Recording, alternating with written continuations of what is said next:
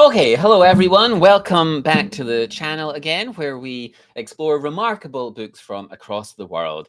Today, I'm thrilled to share with you a truly unique biography that offers a poetic glimpse into the life of one of Korea's most cherished poets. So, today we're reviewing a biography called My Husband the Poet by Mok Sun-ok, who was the wife of the poet Cheon Sang-byeong.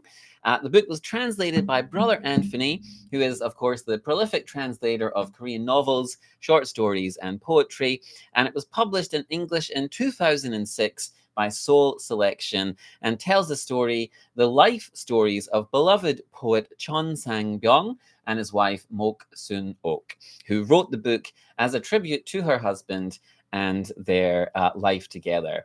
And as well as being a biography, it also contains many examples of Cheon's poems, and in doing so, serves as a primer and an introduction to this unique and cherished figure in South Korean poetry.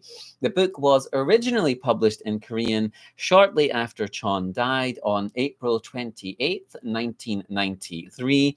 There's a very moving and indeed captivating foreword in which Brother Anthony explains how he came to translate the book after meeting Mok Sun-ok in 1993 in the small cafe she was running called Kwichon in the Insadong area of Seoul. Unfortunately, Mok too has also passed away now, but this book and story remain as a testament to two beautiful people who survived several tragedies, poverty, and illness, and a poet who was beloved by friends and fans for his childlike innocence, and who, despite the many tragedies of his life, would honestly say, "I'm the happiest man in the world." So, a significant part of Chon's story is that he debuted when he was very young. So, how did he decide to become a poet at such a very young age? Chon was born in Japan in 1930 and lived there until a teenager, only moving to Korea after the end of the war and liberation in 1945, around which point he debuted as a poet while still a middle school student with a poem that's still very much loved today, River Waters. And actually, it's quite a short poem, so I can read the whole thing for you. The reason why the river flows toward the sea is not only because I've been weeping all day long up on the hill, not only because I've been blooming like a sunflower in longing all night long up on the hill. The reason I've been weeping like a beast in sorrow up on the hill is not only because the river flows toward the sea. And from this, his first poem, or his first celebrated poem, He Didn't Look Back. Although he studied business at Seoul National University, this was almost an arbitrary decision, and he continued to focus and devote himself essentially to poetry and supporting other writers in his community. So his wife, Mo, also experienced tragedy in her childhood. What were the events that shaped her childhood and ultimately led to meeting Cheon in Seoul as a young adult? So she was born, Mok Sun-ok was born in Busan in 1937. Her father was quite successful in the construction industry. Shortly after she was born, they moved to Hiroshima in Japan, where she spent her childhood in relative comfort, even as some Koreans were looked down on or and discriminated against by the Japanese people at the time. And she writes, "Then, in a moment, the atom bomb deprived me of my childhood of luxury. It was my ninth year of life. The American atom bomb exploded in a great burst of light, and my father, who was in downtown Hiroshima, vanished without a trace. Muller searched through the mounds of corpses, filling every street in search of his body, but to no avail." And so, with the bombing of Hiroshima, her life changes. She flees back to Korea with her mother, and there they experience the turbulence of the Korean War. And in the years after the Korean War, her path crossed with Chon initially due to her brother. And at first, they're just friends and acquaintances. And it won't be until after further tragedy that they get married and set up a life together. So, what is this tragedy that eventually brings them together, and how does it shape their life? So, in the years after the Korean War, Cheon is scraping a living as a poet among Seoul's community of struggling artists and vagabond musicians. He also seems to be someone who's not great at looking after himself. So, he drinks too much, he frequently neglects to eat, and so on.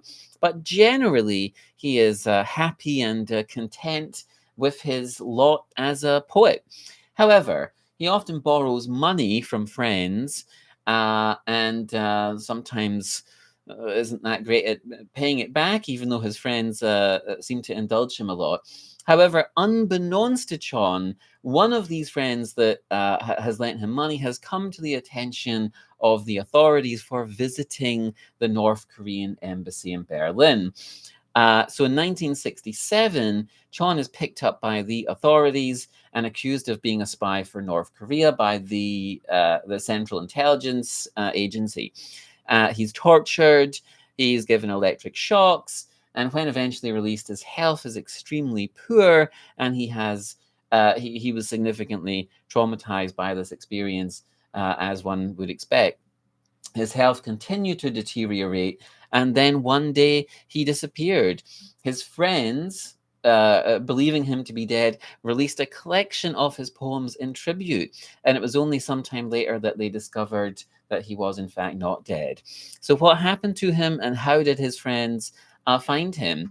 So it turns out that he had been taken off the street by a kindly Samaritan, and that Chon, who had suffered a nervous breakdown and could barely remember who he was actually convalescing in a hospital.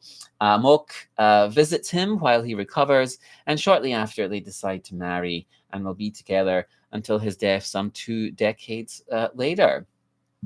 So, like I said, the book also contains examples of Chon's poems, and they show we can see in his poetry how the hardships and the traumatic events he experienced are reflected in his poems. So, throughout the book, the stories of their life together is punctuated with examples of the poems that came as a result of the things that happened to him over the course of his life. So many commentators have pointed out that there is a purity and a simplicity to his poems that is hugely captivating and engaging. In the months after he was tortured, he felt like he was dying, and so he wrote what would become perhaps his most famous poem, Kwichon, which means back to heaven. And again, I can read the whole thing to you, I think. So I'll go back to heaven again, hand in hand with the dew that melts at a touch of the dawning day. I'll go back to heaven again with the dusk together, just we two, at a sign from a cloud after playing on the slopes. I'll go back to heaven again. At the end of my outing to this beautiful world, I'll go back and say it was beautiful.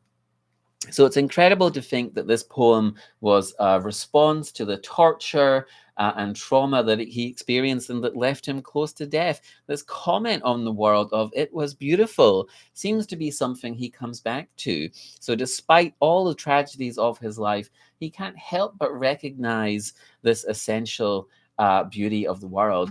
And in fact, he seems to explain this philosophy in his notes. He writes, life is vast. Even when you are quietly sitting alone, there's poetry. You need only shut your eyes, and poetry invariably goes rolling by.